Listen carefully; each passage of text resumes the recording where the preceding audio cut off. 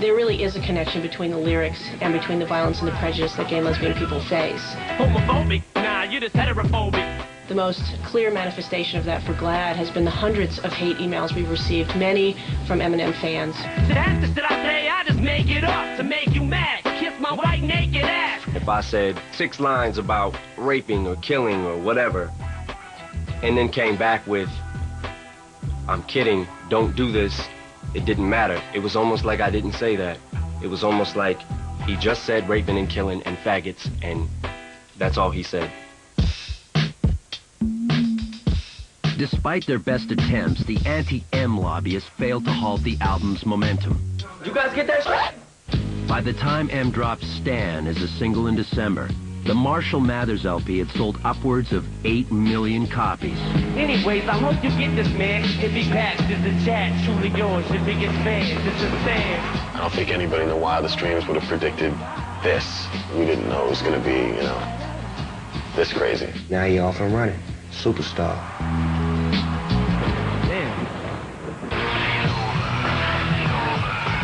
Next, an unlikely duet shocks America. It was my way of telling people to shut their mouths. When Ultimate Albums returns. Never let him go. I'm a sucker, all I gotta say. By the beginning of 2001, Eminem's Marshall Mathers LP had all walks of America in a firm chokehold. It wasn't just the hip-hop crowd checking for Eminem. Even the people that hate him went out and purchased that album. Feminist women love Eminem. Chicka, Slim Shady, I'm sick of him. M's rage raps incensed the right and left alike, but the Recording Academy could not deny his microphone prowess. He received 3 nominations and was invited to perform at the 43rd Annual Grammy Awards. You think I give a damn about a Grammy? Half of you critics can't even stomach me, let alone stand me. The accused gay basher RSVP'd with a shocking request. He was joking around and said, if I'm going on the Grammys, you know, because of all this controversy, everybody's saying how homophobic I am, I'm only going to do it if Elton does stand with me, not thinking that it was even really possible. And he said it half jokingly. And we were like, whoa, maybe that's the way to do it. Maybe that's going to work. And we asked him, and he said, yeah. I just want you all to notice me and people to see that somewhere deep down there's a decent human being in me. Many saw Elton John's acceptance as an act of solidarity in the ongoing struggle for free speech. Elton understood him as an artist and said, you know, don't you people get it? He's only saying these things because you're saying that he's homophobic. But gay rights activists from GLAAD weren't buying it.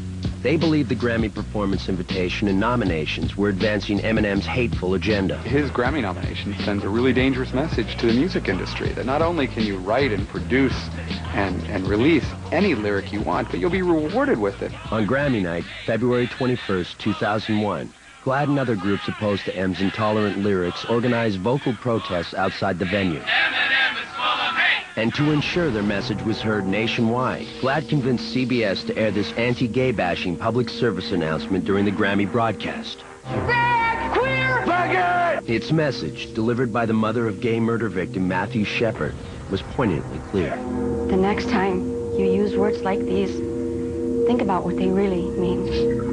Yet inside the auditorium, M and Elton's performance of Stan would be the most hotly anticipated event of the night. Biggest fan, this is Stan. But she's gone cold and wondering why I got out of bed at all. He comes out with Elton John, who is like, you know, open homosexual. That's like somebody saying, hey, you know, I hate blacks, and you come out on stage with Farrakhan, you know? Dear mister, I'm too good to call or write my fans. This will be the last package I ever send your asses. It was my way of shutting people up, I guess.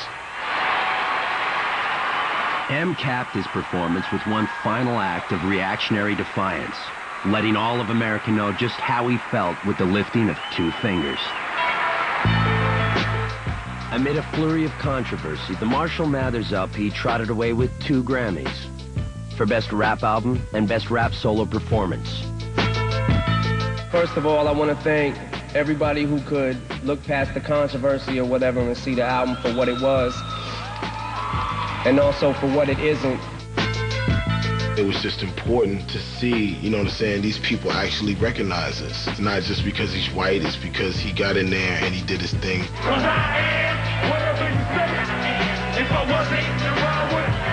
The Marshall Mathers LP is an intimate snapshot of a poetic reactionary. Too strong to be denied, too volatile to be ignored. What will remain is the music. For every story today, I can give you 100 stories in the last 50 years of books that were burnt or cursed or banned. 10 years later, these great pieces of art. I'm trying to clear my image, so I promised the critics I wouldn't say for 6 minutes. It's a brutal reflection of a brutal era. An X-rated time capsule for generations to cherish or despise. If the world has the misfortune of me, procreating, my kids will probably be listening to it in 10, 15 years.